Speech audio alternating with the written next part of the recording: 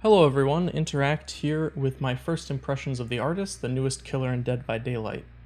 I haven't had a chance to actually play them yet, since my daughter has been a bit sick, so I've obviously been a bit busy, but I'll give my impressions of her artwork instead, since as you may know, if you've followed the channel for a while or been in my Discord, I did drop out of art school, which basically makes me a professional artist. Thank you to the Fresno Memorial Center of Arts and Culture for allowing me to use the artwork from the gallery. Parsing the Past, Illusions in Ink. This gallery is a collection of pieces from the artist C. Mora, I believe I pronounced that correctly, born in Chile, and known for their surrealist work. For those of you not in the art world, surrealism is typically about making, obviously, surreal images to express and evoke emotion through dreamlike or fantastical images. This is obviously an extremely simplified and understated definition, but let's move on to the first piece for now. The first piece we'll be looking at is Untitled. It seems like none of these have titles. I really like this piece. It has a very subtly oppressive atmosphere to it. It feels like a piece you'd see from Kentaro Miura, rest in peace, or Tatsuki Fujimoto. It seems to be an abstract construct of some variety, with the top half being a more mechanical and angular obelisk almost, and then warping at the bottom into more organic tendrils. The details on this piece are really nice. I like the weird alien markings at the top of the obelisk. It makes it almost look like a Rosetta Stone, perhaps, although the wisps of black smoke in the background make me read this as something more industrial or sinister. This feels like kind of a surrealist take on an alien machine being retaken by nature or possibly corrupted by something. It's kind of hard to tell without an artist statement. The black wisps of smoke in the background give me the impression that this piece is about an overly industrialized race that might be perished and is finally getting reclaimed by nature. Possibly a comment on Chernobyl. Although after a bit more research, this piece actually came out in the 70s and Chernobyl wasn't until 86, so probably not that. It might be more of just a warning about the dangers of industrialization or possibly the fall of industrialization. It could be more of a personal piece, since surrealist artwork and imagery tends to be fairly personal about the emotions and the subconscious of the artist. But it does have those serious overtones of something being corrupted or changed in like a violent, almost ominous manner. Overall, a big fan of this piece. I could definitely see framing this and putting it on my wall. Alright, the second piece in the gallery is another Untitled. Seeing a theme here. Perhaps the artist was a bit on the younger side, and maybe the lack of titles means something. I don't know, surrealists are a bit odd in that sense. Anyways, this piece looks a lot more like a tree, once again being corrupted by something, but this time it's almost slightly Lovecraftian. As you can see at the top, there are the more naturalistic shape of the tree branches, but then as you go down, there's this very jagged, very angular, angry, spiral shapes that really aren't found in nature, very unnatural shapes, kind of spiraling, digging, boring into the tree almost. There are some black tendrils, another commonality between the first two pieces, being sucked into or possibly feeding out of the spiral. It's hard to tell with just the black. You can see that below the spiral, the presumed tree or plant has been cut away and carved into those more angular shapes, evoking that spiral and kind of showing you that change once again.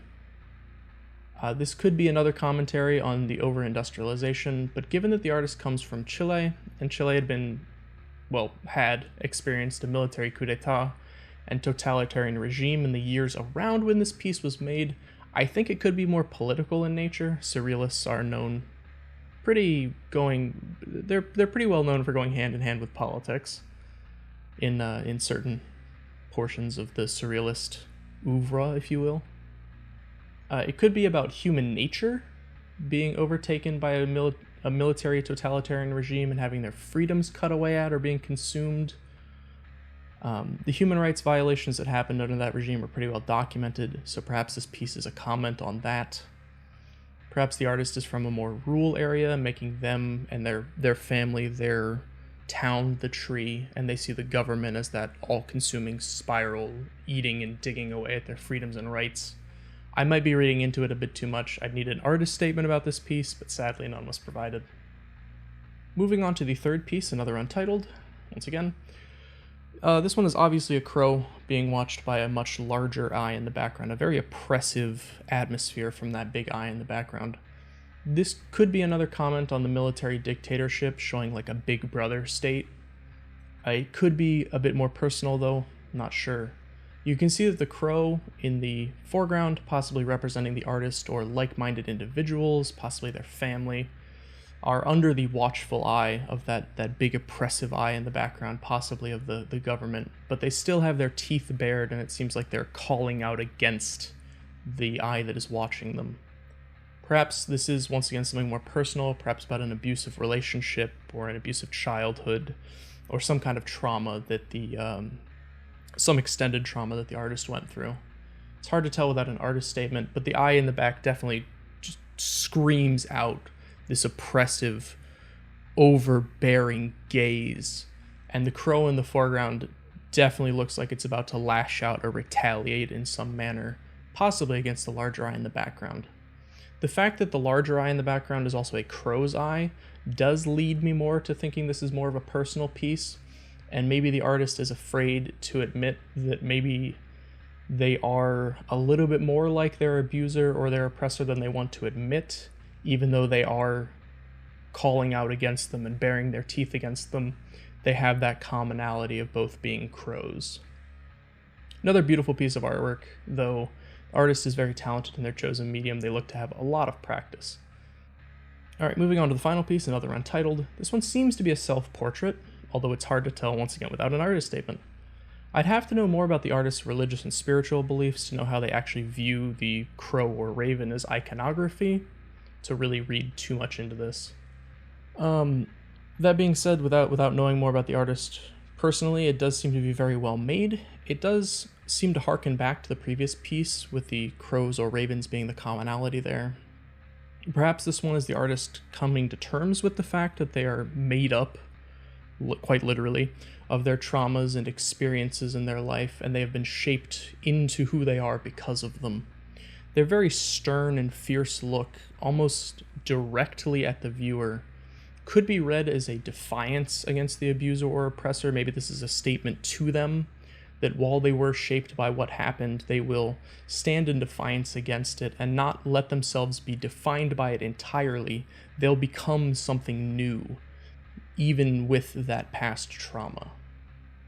Alright, so now non-meme interact here. For the record, I have not actually read any of the lore of the killer, so please tell me in the comments if I did a good job or a bad job at reading into the backstory based on these leaked, quote-unquote leaked, it's just a PR stunt thing, pieces of art. And also props to the artist or artists at Behavior who made these. They are very beautiful, and I'm very sorry that your beautiful pieces of art were overshadowed by a leak. As always, my social media stuff's on the screen. Thank you to my patrons. Thank you as always for watching these videos. I hope you enjoyed this more memey, less serious take on Dead by Daylight content, and look forward to more videos in the future, hopefully soonish, possibly even next week. I don't know.